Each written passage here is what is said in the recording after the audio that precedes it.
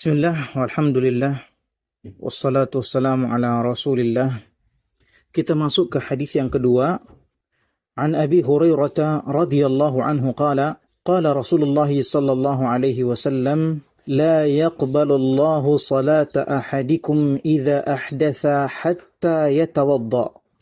Dari Abu Hurairah radhiyallahu taala anhu, dia berkata, Rasulullah sallallahu alaihi wasallam bersabda, Allah tidak menerima salat salah seorang di antara kalian apabila dia berhadas sampai dia berwudu.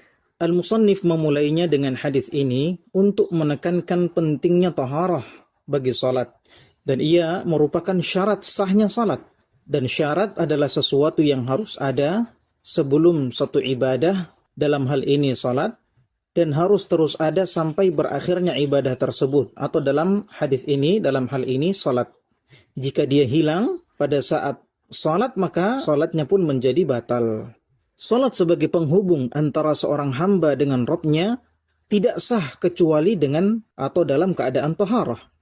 Dan memang sudah selayaknya seorang muslim berdiri di hadapan Rabb-nya Allah Jalla Jalaluhu dalam keadaan yang terbaik. Suci badannya, suci pakaiannya, dan suci tempat ibadahnya. Dalam hadis ini Rasul sallallahu alaihi wasallam mengisyaratkan bahwa salat yang tidak ada taharahnya maka tidak diterima oleh Allah Subhanahu wa taala apabila dia sedang berhadas. Dan hadas ada dua, ada hadas besar dan ada hadas kecil. Hadas besar sendiri adalah junub, yaitu ketika seseorang keluar air maninya atau berhubungan dengan istrinya atau suaminya meskipun tanpa keluarnya air mani, maka ini dalam keadaan janabah atau junub. Demikian pula haid dan nifas. Dan hadas besar ini harus dihilangkan dengan mandi janabah.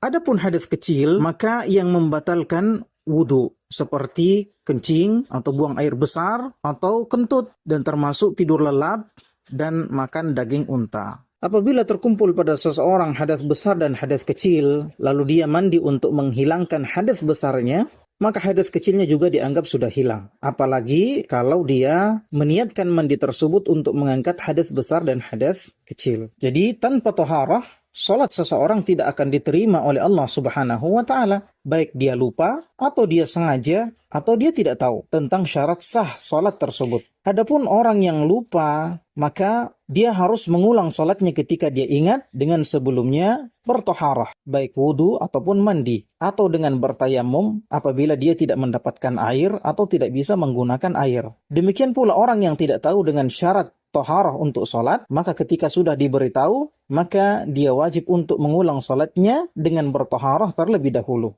Dan orang yang lupa dan tidak tahu ini tidak berdosa. Adapun orang yang sengaja salat tanpa taharah, maka para ulama mengatakan orang ini berdosa. Sabda Rasul sallallahu alaihi wasallam, la yaqbalullahu salata ahadikum idza ahdatha hatta yatawadda. Allah tidak menerima salat salah seorang di antara kalian apabila dia berhadas sampai dia berwudu. Katalah di sini, kata Syekh Abdul Razak bin Abdul Muhsin Al-Abbad, merupakan adatu nafyin dan dia keadaannya lebih berat dibanding larangan. Di antara faedah hadis ini bahwa wudu itu tidak wajib di setiap salat.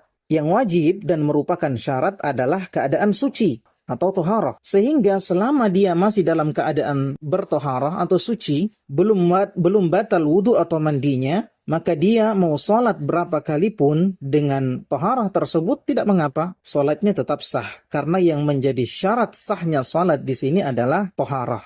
Sehingga kalau taharahnya masih ada, dia misalnya mau salat wajib ya beberapa kali, mau salat sunnah beberapa kali, selama dia masih dalam keadaan taharah, maka salatnya tetap sah. Wallahu a'lam. Hadis ketiga, an Abdullah bin Amr ibn al-As wa Abu Hurairah wa Aisyah radhiyallahu taala anhum qalu. Dari Abdullah bin Amr ibn al-As dan Abu Hurairah radhiyallahu taala anhu dan Aisyah radhiyallahu taala anhum, mereka berkata, qala Rasulullah sallallahu alaihi wasallam, wailun lil a'qabi minan nar. Rasulullah sallallahu alaihi wasallam bersabda, celakalah tumit-tumit yang tidak terbasuh air wudu dengan api neraka. Di antara faidah hadis ini adalah pentingnya memperhatikan sempurnanya wudu. Dan agama kita adalah agama yang sempurna, yang sampai pada detil-detilnya pun dibahas dalam agama kita.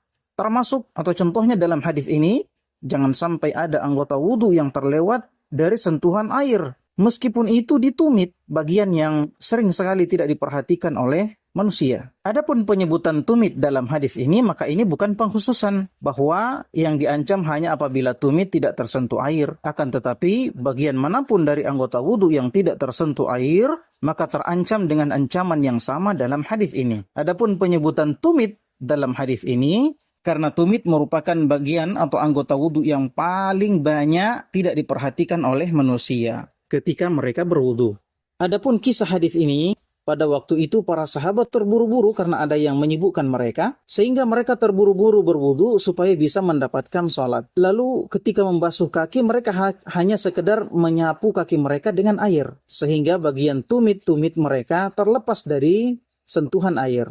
Lalu Rasul sallallahu alaihi wasallam menyeru dengan suara yang tinggi, "Wailun lil aqabi minan nar." Celakalah tumit-tumit yang tidak tersentuh air wudu dengan api neraka. Adapun kata wail, maka ini merupakan kata yang digunakan untuk ancaman, dan tidaklah digunakan kata ini untuk ancaman kecuali untuk sesuatu yang besar. Maksudnya dosa besar, seperti firman Allah Subhanahu wa taala, "Fawailul lil musallin alladzina hum an salatihim sahun." Celakalah orang-orang yang salat, yaitu orang-orang yang lalai dari salatnya. Adapun Ibnu Abbas radhiyallahu taala anhu menyebutkan bahwasannya wail itu adalah sebuah lembah di neraka jahanam yang sangat dalam dan sangat jelek baunya, dan merupakan tempat bagi orang-orang yang meremehkan salat. Maksud dari al-a'qab dalam hadis ini adalah tumit, yaitu bagian belakang kaki. Dan yang diancam tidak semua tumit, akan tetapi yang diancam adalah tumit yang tidak tersentuh oleh air wudu. Dan ini merupakan ancaman untuk orang-orang yang meremehkan wudu, sampai mereka tidak memperhatikan kesempurnaan wudunya. Dan ancaman seperti ini merupakan tanda bahwa hal tersebut adalah dosa besar. Dalam sebuah hadis yang diriwayatkan oleh Imam Ahmad rahimahullahu ta'ala, Rasul sallallahu alaihi wasallam melihat seseorang yang di punggung kakinya ada sebesar koin yang tidak tersentuh oleh air. Maka Rasul sallallahu alaihi wasallam menyuruhnya untuk kembali berwudu lalu sholat. Ini menunjukkan bahwasannya ketika wudu tidak sempurna, ada bagiannya yang tidak terkena air, maka wudunya tidak sah. Maka orang seperti ini, meskipun dia sholat, dia tetap mendapatkan ancaman wail tadi dari Allah Subhanahu wa ta'ala. Dan silahkan Anda perhatikan, kalau saja orang yang sudah berwudu, sudah jalan ke masjid, sudah menunggu sholat, sudah ikut sholat jamaah, akan tetapi wudunya tidak sempurna, maka ini adalah dosa besar dan diancam dengan wail tadi. Maka bagaimana pula dengan orang yang tidak sholat? Tentu ancamannya jauh-jauh lebih berat. Sehingga kesimpulannya adalah wajib bagi kaum muslimin untuk menjaga kesempurnaan wudu dan tidak boleh asal-asalan dalam berwudu. Wallahu a'lam bissawab.